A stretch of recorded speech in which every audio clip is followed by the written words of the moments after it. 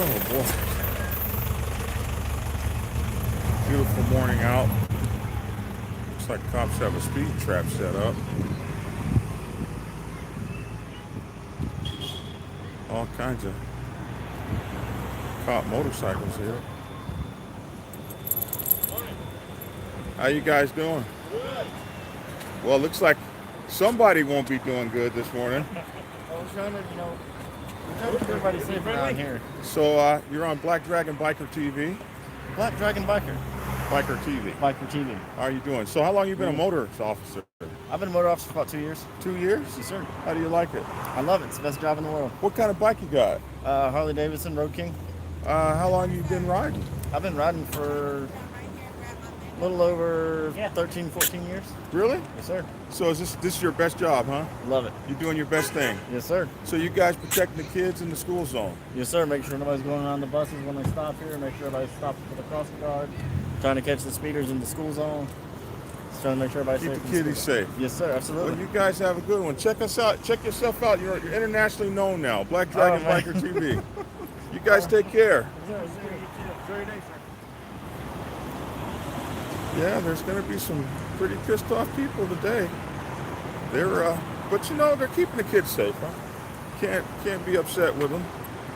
When you see that school zone sign, you need to slow your ass down. That's the bottom line. So somebody ain't gonna have a good day. They got all those Harley Davidsons, and there was a time the police departments got away from Harleys. And they had them in the 50s and the 60s, and then they kind of got away from them in the 80s and the 90s. And they started going to the Kawasaki Cruiser Interceptors and all that stuff because they just cost too much back in the day. And Harleys had a period of about, maybe 20 years where they were just absolutely overpriced because they couldn't meet demand, and dealers just ran the prices up. So I've been seeing a lot of motorcycle police departments go back to the Harleys, especially here in the South, over a period of about 10 years. I've seen them kind of coming back to the Harley as a kind of nostalgic, kind of fun look, and I guess they can afford them now. So it's interesting to see all those Harleys. For me, a Road King is too small of a motorcycle. I don't really think it's like built for a 6'4" tall guy. I like the Road Glide better, which is still kind of a short motorcycle for me. But the new Goldwing is short. The only Goldwing I like to ride now is the 1500. But the Victories, they made those for the big guy, and then they shut down. That sucks. But I still have mine. Anyway, good morning to you all. Thank you for tuning in to another edition of Black Dragon Biker TV. And also, this is a simulcast for the Dragon's Lair Motorcycle Chaos, my podcast that you guys can catch. We're going to a summer schedule. We're only going to be maybe once or twice a week on our summer schedule. So this is looking good. Thank you. Thank you. You guys know I can't read with these glasses on. Who said that? Some Colby guy. Hi, some Colby guy. Appreciate it. Dealing with a little bit of a gout issue, someone says. Oh my God, I know how that is. Change your diet, though, and become a vegetarian like me. Let me tell you something that sucks. I still had a gout attack, and I'm a vegetarian now. That really pissed me off. Good morning, Black Dragon. Again, hope all is well this beautiful morning. It is beautiful. Southern uncomfortable, says Piper. So, yeah, I'm now on like my 20-somethingth, my 20-somethingth day of whew, of vegetarianism. And it is different. I had my first black bean burger, and that black bean burger, I was so hungry, it could have tasted bad, and I still wanted it. But it seemed a little bit tasty. But I have been eating too many carbs, so I was losing crazy weight, but I would eat the carbs to kind of fill up, and the carbs got me feeling fat again. So I'm trying to cut on my carbs and eat more vegetables. My brother told me to get the vegetable powder, and the vegetable powder is a kind of super vegetable thing. You can see the ads for that thing on YouTube. So I'm gonna get that vegetable powder, see what happens.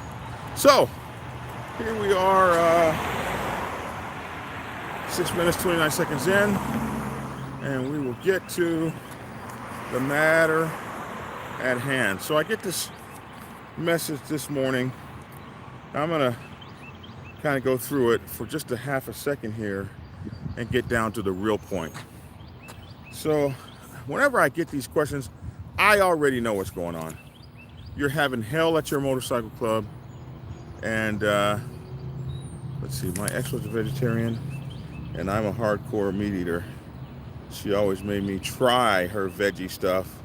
I was kind of amazed at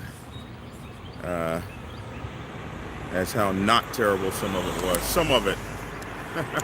Some of it. But some of it is just, you just feel like you're eating grass. So I think all vegetarians are in search of a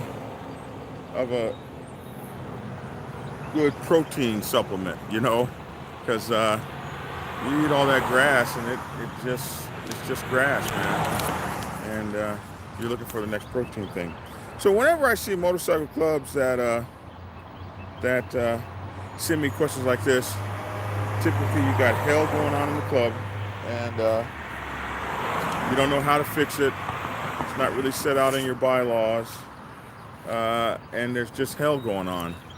And instead of doing what you know is right to do, you send me a message looking for verification or looking for someone to say you're not crazy, because most of the time you good and darn well know what to do most of the time, and you just like, you know, I don't really know what steps to take.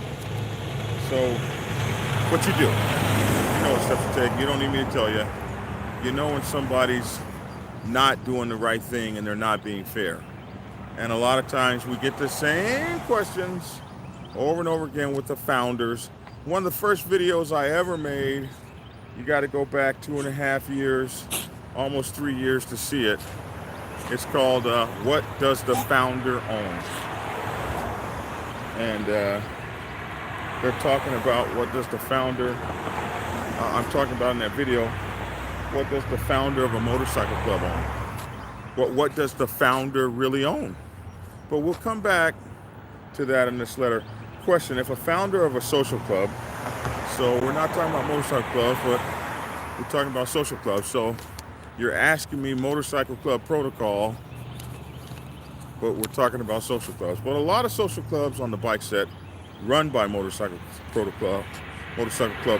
So if a founder of a social club brings out an RC, I guess sponsors an RC, and both sides have two separate presidents, a VP, can both sides have their own doing business as? Can the founder fold the RC side even though they are the founder for the social club side of things? And also, can they dictate or have a president voted out? Also, can the sergeant at arms remove or fine the founder if they are not upholding the club's bylaws or following them? So you got a whole bunch of questions in here, but let me just give you some real simple answers. because to speak as to what can happen in your own motorcycle club, I don't know, or your own social club, or your own RC. It's hard for me to get specific. It really is defined by your bylaws and some due diligence that you need to do before you join any motorcycle club. So a lot of motorcycle clubs, especially those that are less than 20 years old, social clubs, money savings clubs, all these kinds of motorcycle set kind of clubs that hang out on the motorcycle set. These new ones operate by some interesting rules. A lot of these clubs are founded by people who were in motorcycle clubs before, or social clubs before, or whatever, and they've come up with ideas as to how they're going to hold on to their power forever, how they're going to be the unmitigated boss forever and ever and ever. And a lot of them hide behind that founder patch to manipulate the motorcycle club in ways that they really shouldn't be able to do. And a lot of us, we're looking for leadership so much that we afford presidents and founders and national presidents and national officer holders. We afford them the kinds of power that they should just never be given. So a lot of these guys, when they start these motorcycle clubs up, or social clubs, well, we're talking about a social club now, but when they start these organizations up, they start them and they compose them and they put them together in a way such that they will always have power. And so that's, especially when you join the newer ones. So that's when I say, when you're a prospect, that's when you do this due diligence. That's when you actually, you want to check out the club's bylaws and how it's set up before you ever become a member. You want to ensure that you know the setup, and that's why when someone tells me that I can't see bylaws as a prospect, that's when I tell them to get bent. I get to see the bylaws after I become a member. Well, I might not agree with this bull crap you're running.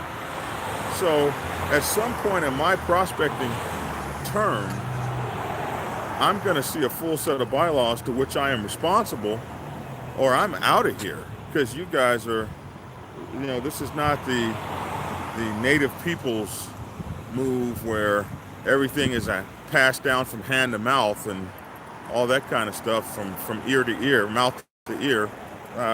This is the 20th century where we can write things down and talk about things and view things that are written and take our time to look at it and think about it and ponder over it.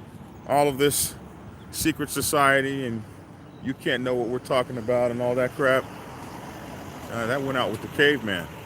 So if you are an astute person and you study well, you can determine whether or not you do have a founder that can legally run your organization forever and ever. And if you do, that's not a traditional motorcycle club. It's not a traditional biker club setup. A traditional biker club setup is not a dictatorship, although a lot of people like to get it that way.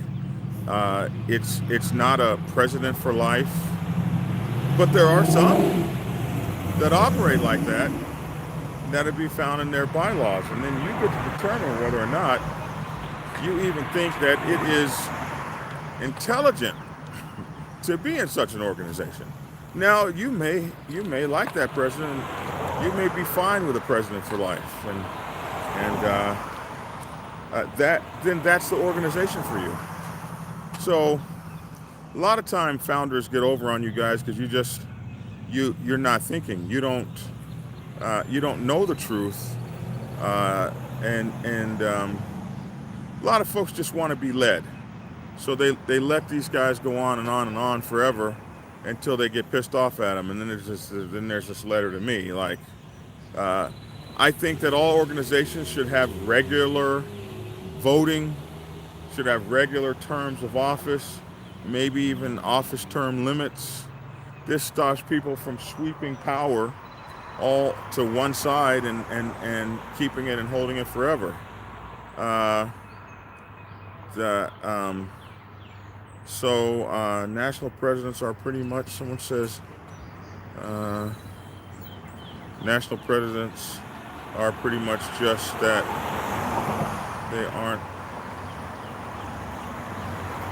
They can they be voted out? Yes or no? I don't understand that. You guys can't abbreviate too much for me. National presidents are pretty much just that, aren't they? Can they be voted out? Yes or no? Well, again, it depends on your organization.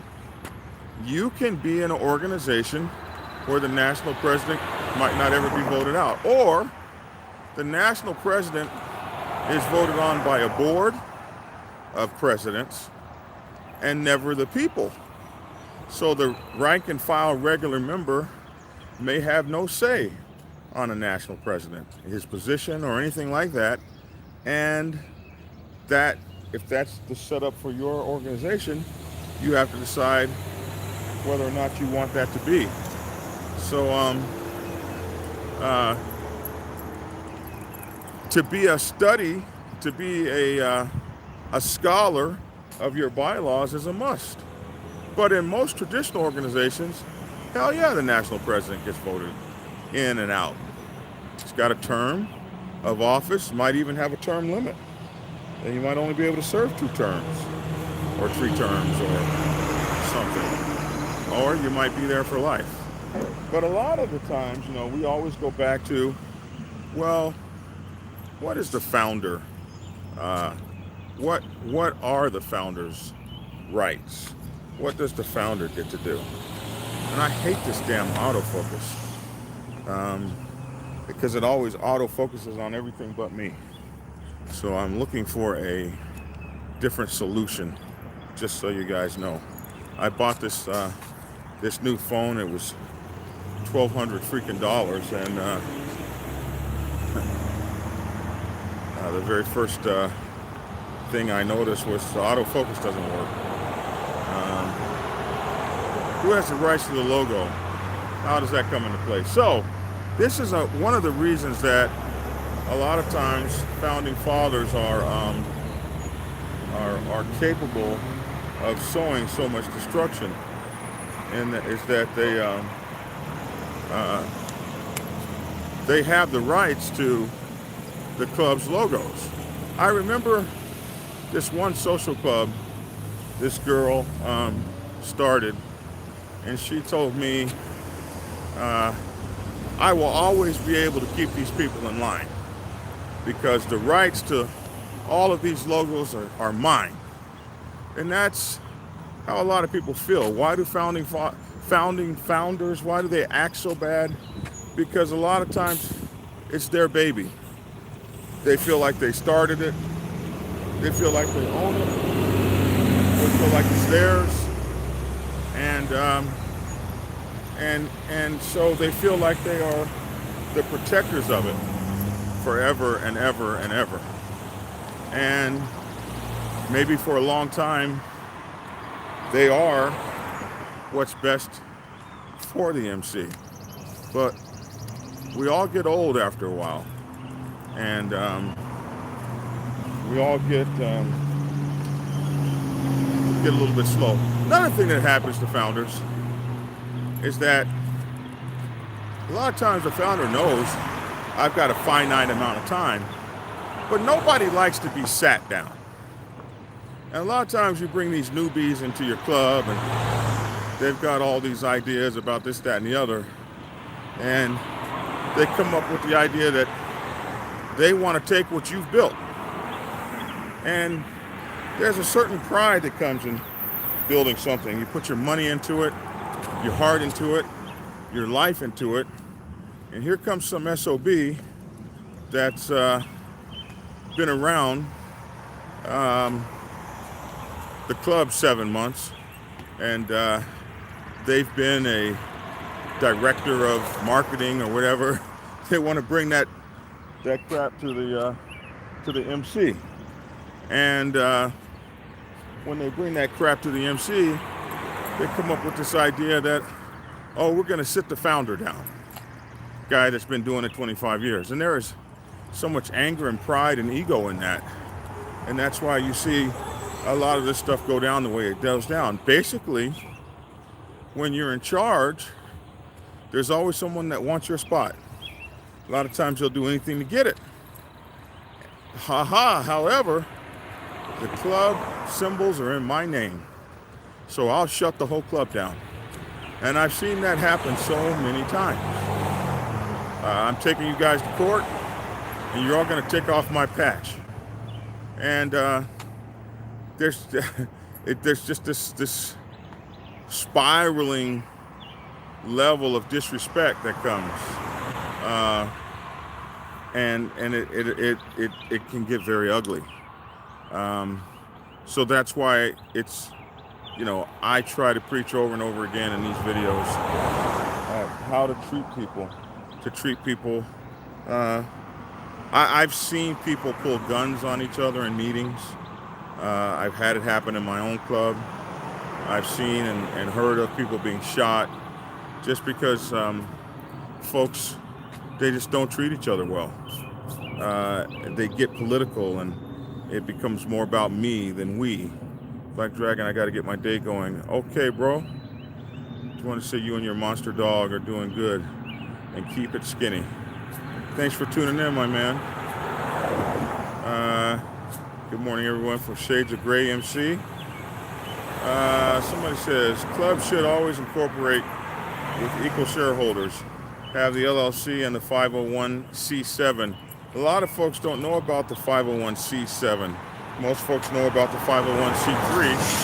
The 501c7 is a nonprofit designation for clubs, like the Kiwanis, Lions, and motorcycle clubs.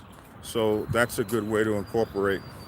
And motorcycle clubs have traditionally not done things like that.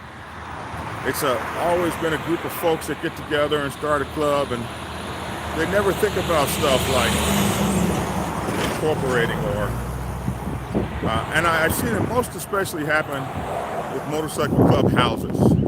So your clubhouse is your sanctuary, and one of the brothers puts all of his money into getting the clubhouse and everything's in his name. And it's really easy because the rest of us get to be lazy and not put our credit on the line, stuff like that, until stuff goes south. When everything goes south, the brother with his name on the club. And I've had this happen in my own club. We had a guy who didn't get what he wanted, and the club was in his name. This has happened more than one time.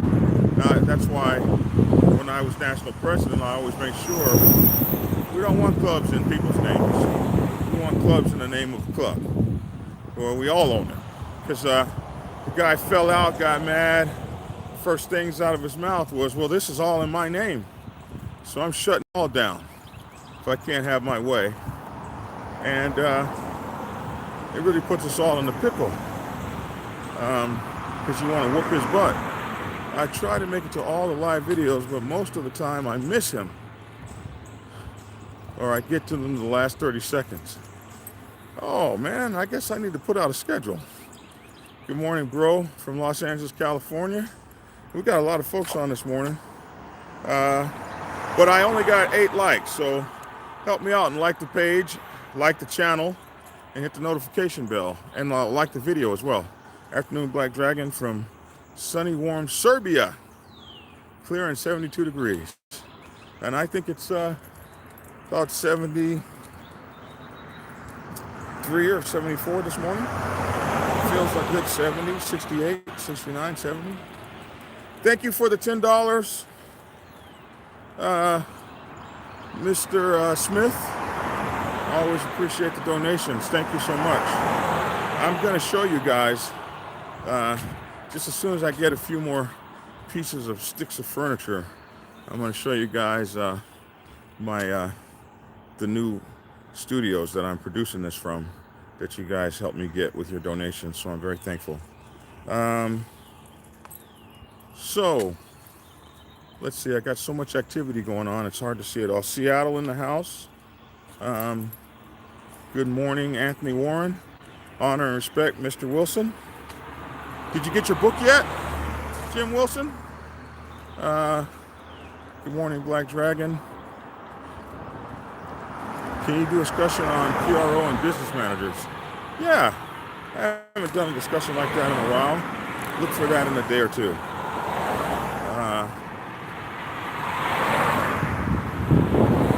I see something in my wife's social club founder didn't want to follow the lead from the MC. So let's get back to the concept of the video with respect to the questions that were asked. So you're grown people, and if you have a founder that's really trying to screw over you, outvote his butt. Outvote him and move on. Founders can do real nasty shit. They really can. Like, I'm gonna remove you from office and have you voted out. I've seen all that before. If you're following your bylaws, most bylaws would have it that no one person could do that. So the founder wouldn't be able to do that. But you may find that legally you're in a pickle. He might have all the legal rights to do all that because that's how he set up his motorcycle club. And that's your own fault for not doing your due diligence. So at this point, you have to decide, are we going to stay with this crap, or are we going to let it go? We're going to start our own thing and cut bait. I've seen that happen. I actually even took over a club one time that the founder decided that he would just shut the club down. It was his, it was in his name, and he had the legal right to do it. So here you had 20 guys, 30 guys, and the next thing you know, they get a cease and desist order, and they got to take off those patches or suffer personal liability. See, that's the stuff they don't tell you when you join the club. So you got to find that out, man, especially with these kind of new clubs. Older clubs may have never set anything in place. Another thing you have is folks will run down to the patent office on you. They'll run down to the trademark office, and next thing you know, your club is trademarked or copyrighted in their name, and you got a 35-year-old club that nobody ever bothered to do that, and one opportunist runs down to the patent office, and the next thing you know, your patchmaker calls you up and says, oh, listen, Junebug called me up and said that if I make any more patches for any of you, then he's going to sue me. And he sent me a patent document or a copyright notice or something like that. And it cracks me up that people think that they can run down to the copyright office, and the next thing you know, they copyrighted a club or trademarked the club's name and colors that existed 10 years before they were even born. But they do that. And what does that mean to you and the rest of the club members? You got to spend money. You got to spend money to fight that. So it's best if while everybody's getting along, we get all, see, motorcycle clubs for the longest time, they thought that you could just beat up somebody you didn't like. Somebody that wasn't doing something right. But as society has become more litigious, you can hit somebody if you want to. They'll own your new Cadillac and your new motorcycle. So now we find we have to do more things than ever before by ways that have not been traditional for motorcycle clubs, like legally. My birthday party was great. Do you personally hold patents, copyright, etc. on all MC stuff, including name, and is it an LLC or the actual corp? Well, I don't discuss what we do in the Black Sabbath, but the best practice for you or anybody is to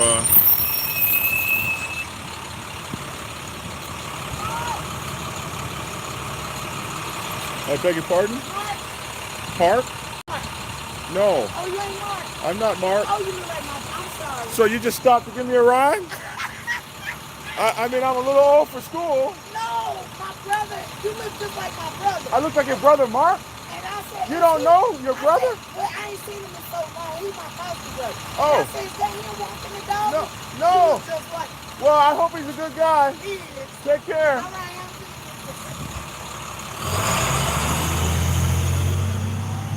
I was like, is the school bus stopping to pick me up?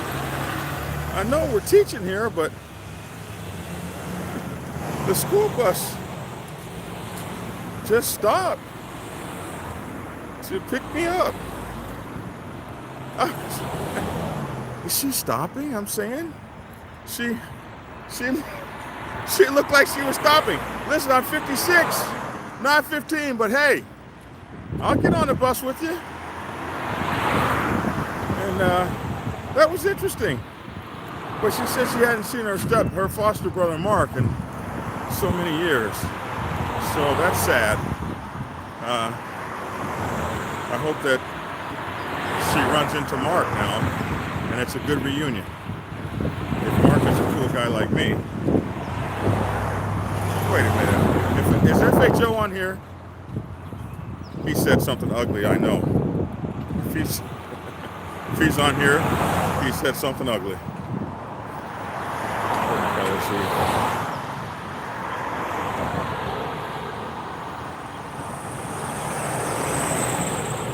But I can't find him if he's on here. But I know he had something ugly to say. That wasn't. See, I can see it right now. I can't see what he said because I can't get scrolled up there, but I know it was ugly. Forget you, man. But for those of you who don't watch FHO at ATLGA, you guys need to make sure to check out Big Sale over there. He's got a new podcast that's up and running, and the most expensive equipment money can buy over there. So he's sounding real good. He's hitting over there. So go to Fast Harleys Only, FHO ATLGA on YouTube. He's also on Spreaker.com. 3 or 4 shows over there. So we're all moving up. But that was kind of interesting. If the school bus is rocking, don't come in knocking. School's in session. Yeah, if she had been cute, if she had been like a total babe, yeah, you want to get on that school bus. But, nah. Black Dragon, as a life prez of your MC, well deserved. What would you need to happen for you to be removed from that office? Or rather, is it possible? So, here's something. I'm not the life president of the Black Sabbath Motorcycle Club. I was. When I took over as national, the Black Sabbath had national presidents for life. Once you were made national president, that was it. When the founder, Paul Pep Perry, stepped down, he got tired, and he wanted to step down, and I became national. That was it. There was no terms of office in our bylaws, nothing like that. And I did not feel that was responsible. I felt like I was a great national president, of course, the best. But I wondered, I postulated what might happen in the future. And so I created several things, and one was a way to get rid of me as national president and every other national president. And I used other motorcycle clubs' bylaws to and copied other motorcycle club structures to bring that change into our club. And so a year ago, last I think it was January or February, I stepped down as national. So in my club, there was no procedure by which to take down the highest office, and that is retarded. Because what if I became schizophrenic or became crippled or just lost my mind? Or what if I decided it's time for the club to pay me, or whatever these people decide? Or what if I no longer carried the confidence of the club? What if I became involved in some kind of sexual thing where I messed over a property, or what if I raped somebody, or what if I got a charge of moral turpitude, or whatever that word is, or something like that? Then the club would have no way to get rid of me. So that didn't work for me. So we changed that. Somebody said, how much work goes into being a national president?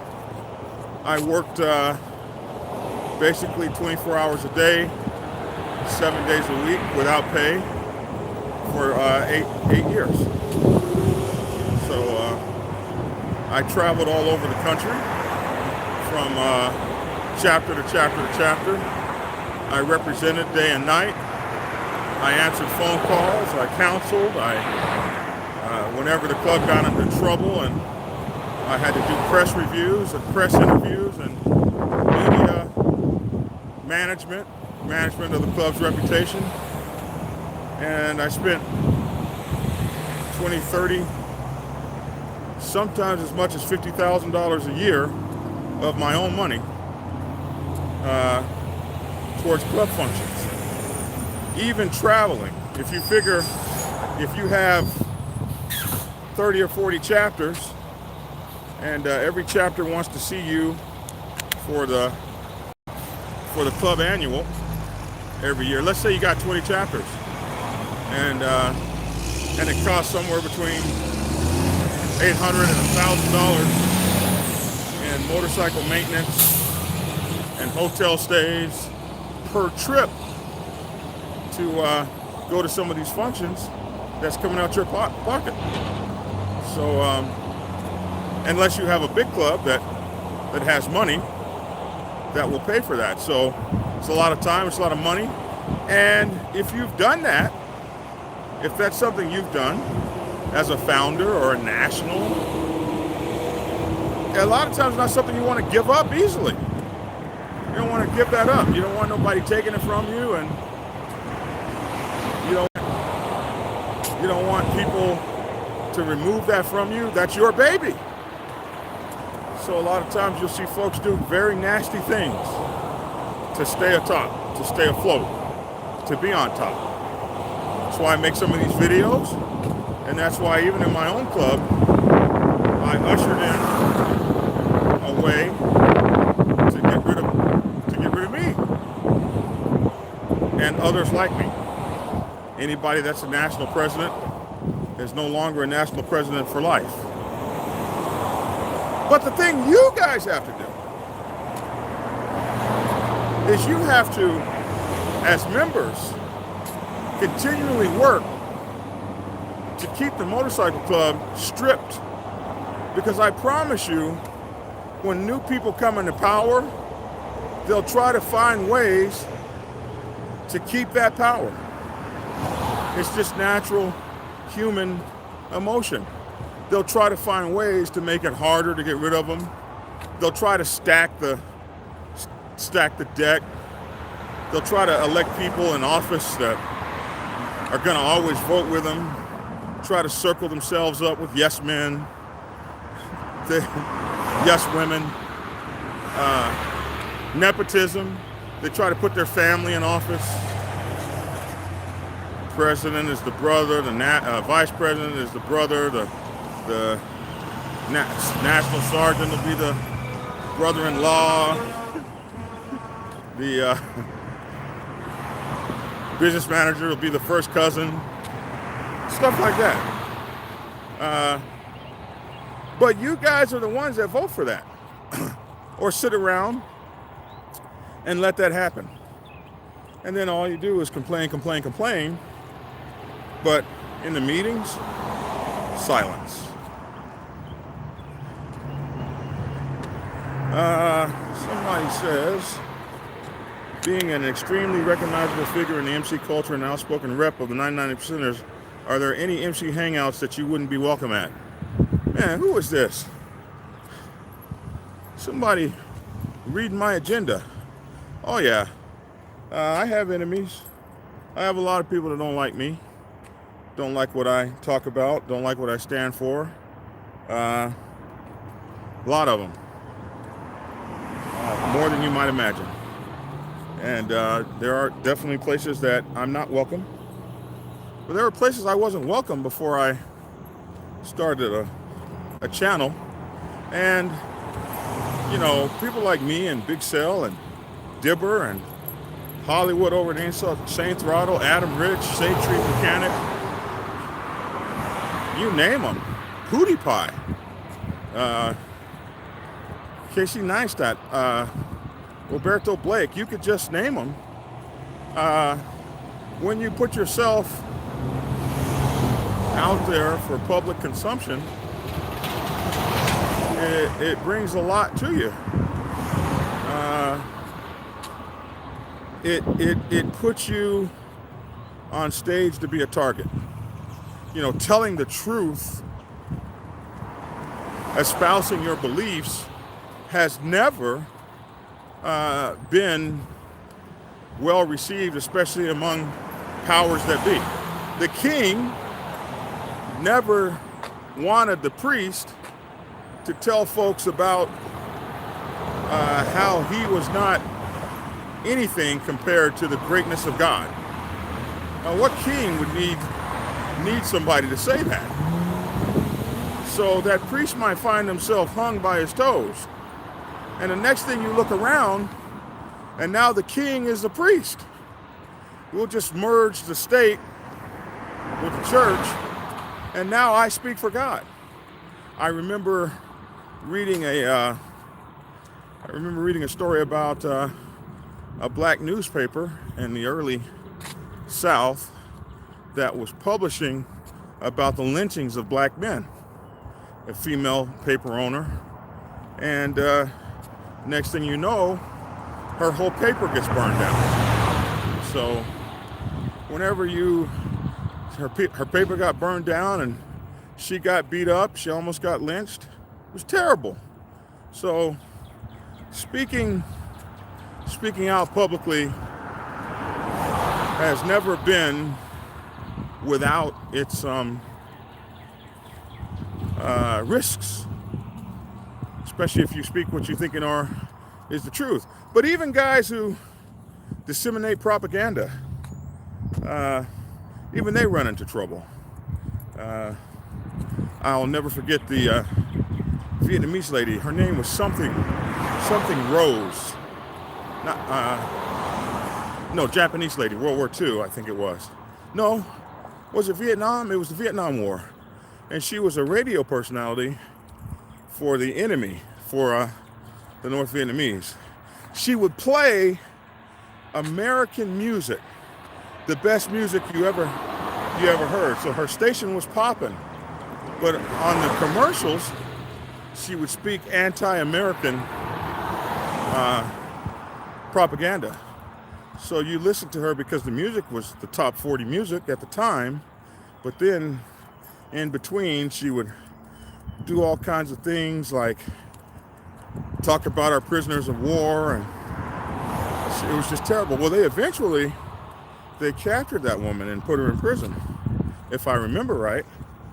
So I was a kid, but Tokyo Rose was her name. Thank you.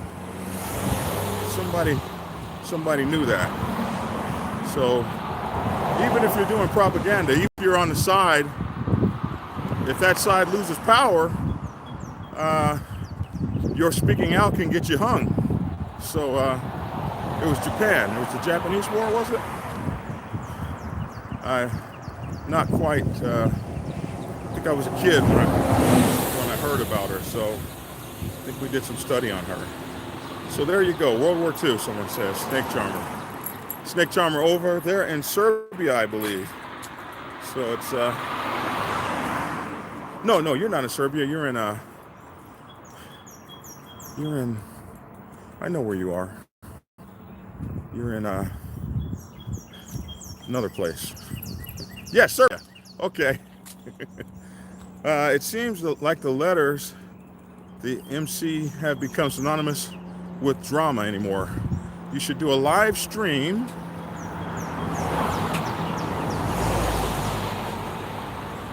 about only the positives. You know, it's kind of funny though, when I do a live stream of positives, nobody watches. It's interesting. I can put a story up every day about a motorcycle club doing great things, and you guys won't watch it. My own people, my own motorcycle club people. But I throw something up about a motorcycle club shootout, and you guys will watch it, comment on it, share it. So, do you guys really want to hear about the good stuff motorcycle clubs do? We know the outside world doesn't care, but you guys don't seem to care either. Every time I do a video about strife and chaos, man, that video will do 100,000, 200,000, 500,000 views. Do a video about motorcycle club that gave $50,000 away. $54,000. No! Do not walk out in that street.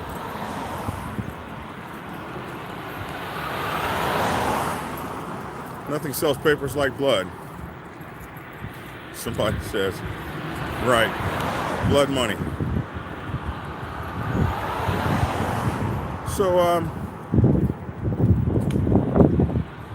you guys have to, when you have these founders and stuff, and national presidents, regional presidents, a lot of times these folks have done so much for the club.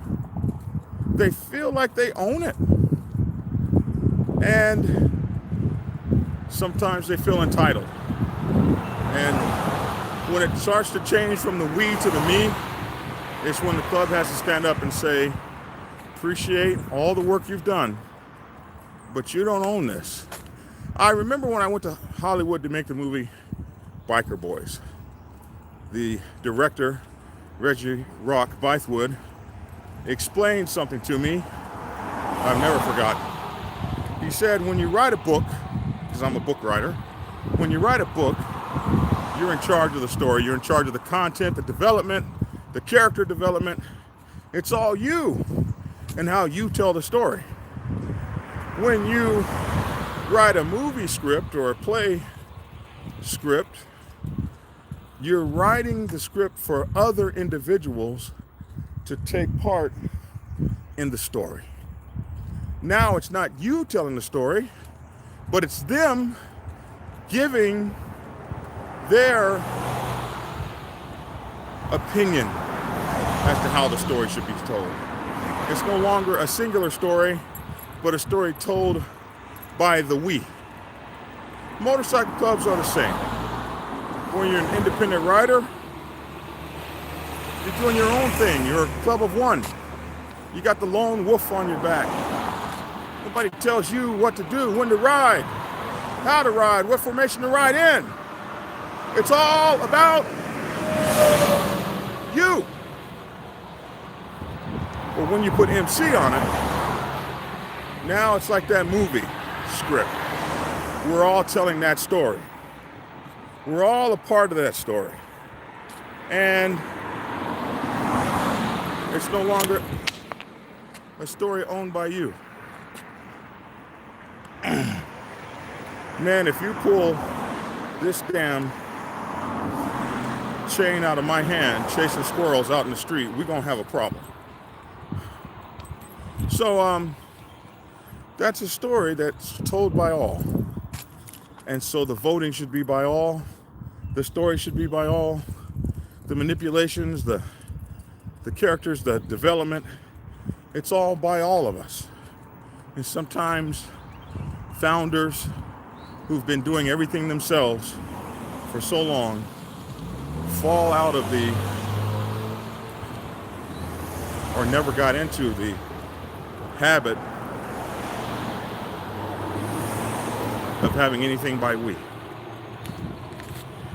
Sometimes you got to bring them in, sit them down, and say, this is a part of us all.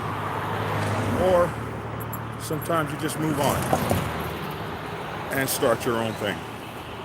If you're coming new into a club, make sure you know how that club is run. Because I personally don't want to be in a club that can be dictated to by one person. Hey, we're all paying dues here, so we all get an equal voice. And if we're not all getting an equal voice, what point is it?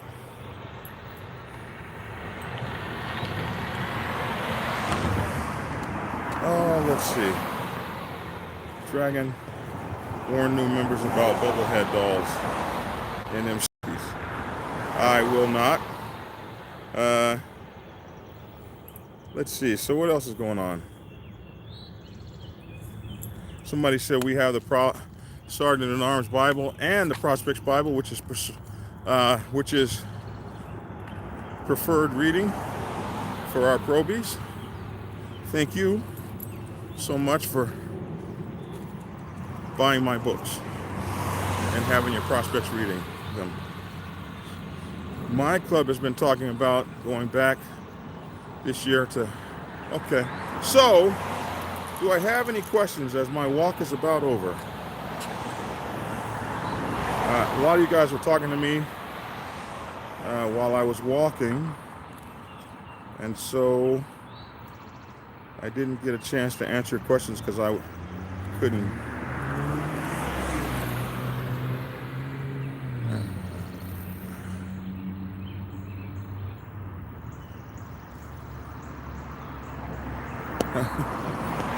Somebody said they had a guy come into their club and talk to them about being a member, and before that meeting was over, he was asking how he could vote the VP and the president out.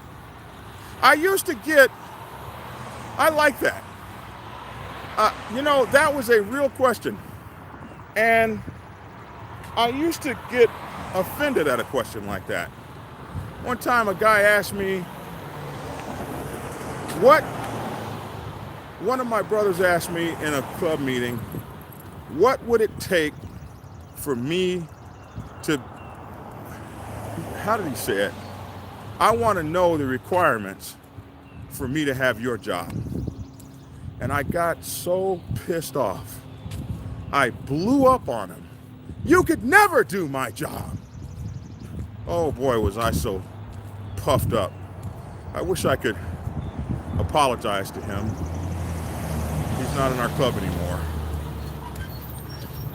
And he asked me on a meeting, and I took it as a sign of great disrespect in front of all these presidents and everything. We were trying to get business accomplished, and this guy would be so bold as to ask the great black dragon, what are the steps for me to take over your job? I looked at it as disrespect. It was so stupid and so pompous of me. And I don't know. I don't know what I was on that day. I was all over myself. Wasn't thinking much about the we. And I tell you guys, I'm not perfect. I screw up. And that was a perfect screw up because that guy eventually left the club. I mean, I climbed all over him. I was so mad at him, hollered at him. And really, It was an excellent opportunity for me to teach all of those members that anyone can be the top spot, that applied themselves, that anyone could better this club, that anyone could be the national president or whatever, simply by applying themselves. What I should have done was I should have just laid it out right there. Oh, you want this job? That's excellent. I'm glad you would say that. And to any of you guys who would be thinking about taking over this job, so this is what you got to do. You got to be able to ride like this, represent like this. You got to be able to lead like this. These are the kinds of things you should be studying. This is the kind of protocol you should know. I should have just taken the time to say, who wants this job? And let's sit down and let's talk about it. And let's put together some programs that will get some of you guys ready to take over this job. See, that's what people that are concerned about the we part of the MC do.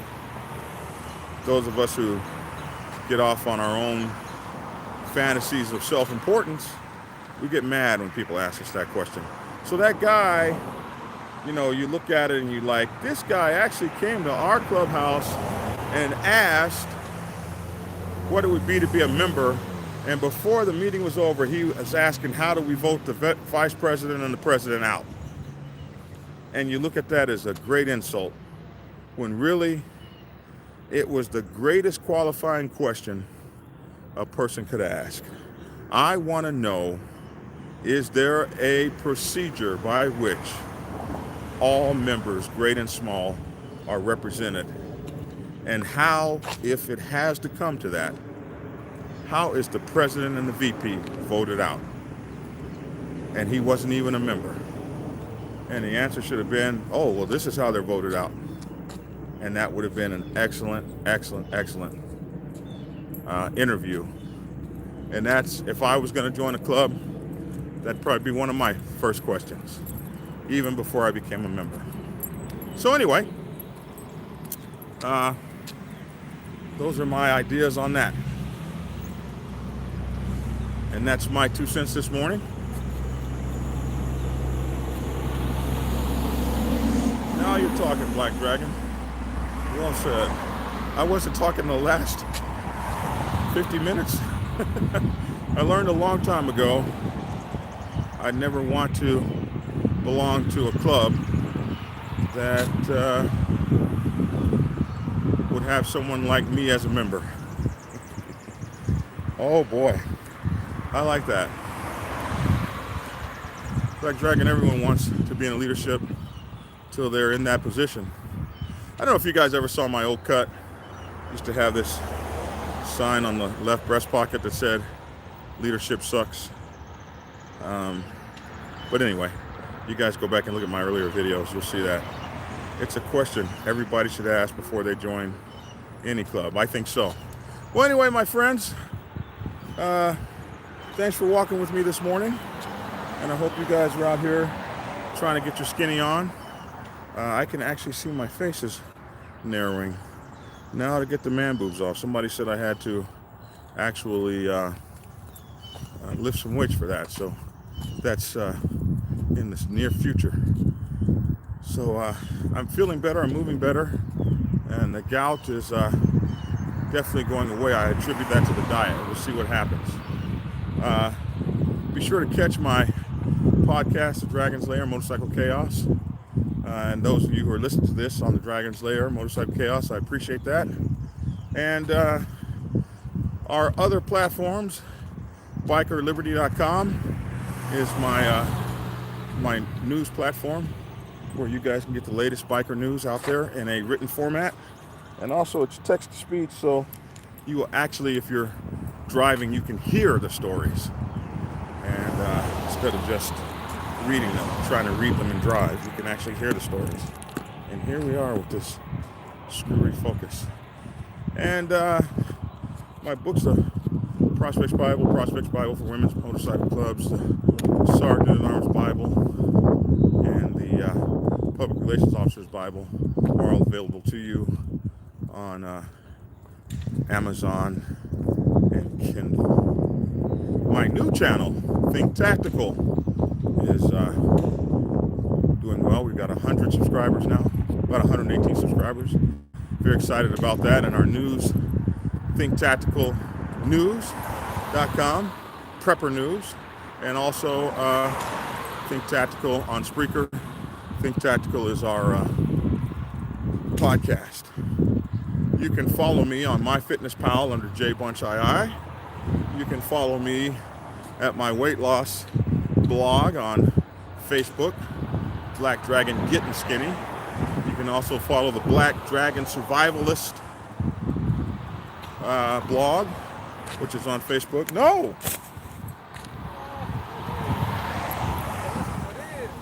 Okay? Yeah, he's a crazy dog.